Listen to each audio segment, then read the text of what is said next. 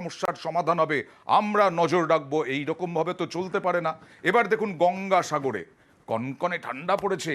ঠান্ডা যারা ভালোবাসেন তাদের কাছে খুব মজা, ভবঘুরে বা যারা বস্তিতে থাকেন, ঝুপড়িতে থাকেন, তাদের খুব কষ্ট। কিন্তু এই জায়গায় গঙ্গাসাগরে লক্ষ লক্ষ পুণ্যার্থী ওইসব ঠান্ডা ফান্ডাকে মানেন না একদম।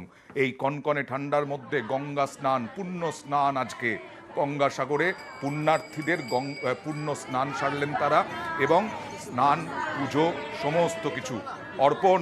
এখন কি পরিস্থিতি এবং কতটা আনন্দে মেতে উঠলেন, সবটা তো, সব ভালো যার শেষ, শেষ ভালো যার সব ভালো তার, সবটাই তো ভালো হওয়ায় কেটে গেল। একদম আমরা বলা যেতেই পারে যে সবটা এখনো পর্যন্ত যে পুণ্যার্থী যারা এসেছিলেন তারা নির্বিঘ্নে পুজো দিয়েছেন, তাদের পুণ্য স্নান সেরেছেন। সকাল থেকে একাধিক যে সাধু সন্তোষ ছবি আমরা দেখিয়েছি নিউজ 18 বাংলা পর্দায়, সেখানে দেশের বিভিন্ন প্রান্ত থেকে এবং বিদেশেও বেশ কিছু পুণ্যার্থী তারা এসেছেন গঙ্গাসাগরে। এবং পুণ্যার্থী শুধু নন, আমরা যা দেখতে পাচ্ছি অর্পণ, সুজিত বসু মন্ত্রী শোভনদেব চট্টোপাধ্যায়, মন্ত্রী পুলক রায়, মন্ত্রী স্নেহাশিস চক্রবর্তী, তারা প্রত্যেকে পুণ্য স্নান সারলেন।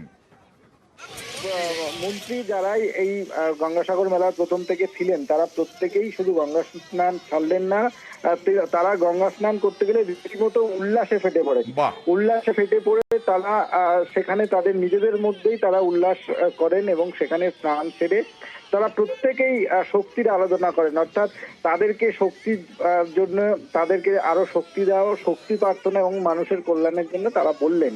এবং এর পাশাপাশি তোমাকে যে কথাটা বলছিলাম যে পুণ্যার্থীদের যে সংখ্যা, বিগত কয়েক বছরে আমরা যে সংখ্যা পুণ্যার্থী আমরা দেখেছি তার থেকে অনেকটা বেশি 2024-এর পুণ্যার্থীর সংখ্যা। কারণ গতকাল পর্যন্ত বলা হয়েছে যে 65 লক্ষ পুণ্যার্থী তারা স্নান সেরেছেন, এবং আজ 24 ঘন্টা কাটার পরে সেই সংখ্যাটা কোথায় যাবে সেটা অবশ্য আর কিছুক্ষণের মধ্যেই সেই পরিসংখ্যান আমাদের সামনে উঠে আসবে। এই 65 লক্ষ পুণ্যার্থী এবং তার পরবর্তী যে পুণ্যার্থীর সংখ্যা আসবে সেটা তো বটে, কিন্তু তাদেরকে এই সুশৃঙ্খল ভাবে গঙ্গাসাগরে আসা, তুমি জানবে দুর্গম পথ মুড়িগঙ্গা, সেই মুড়িগঙ্গা ছেড়ে পার করে তারা এই পুজো দিয়ে তাদেরকে বাড়ি ফেরানো, এটাই এখন সরকারের কাছে চ্যালেঞ্জ, প্রশাসনের কাছে চ্যালেঞ্জ। ধন্যবাদ।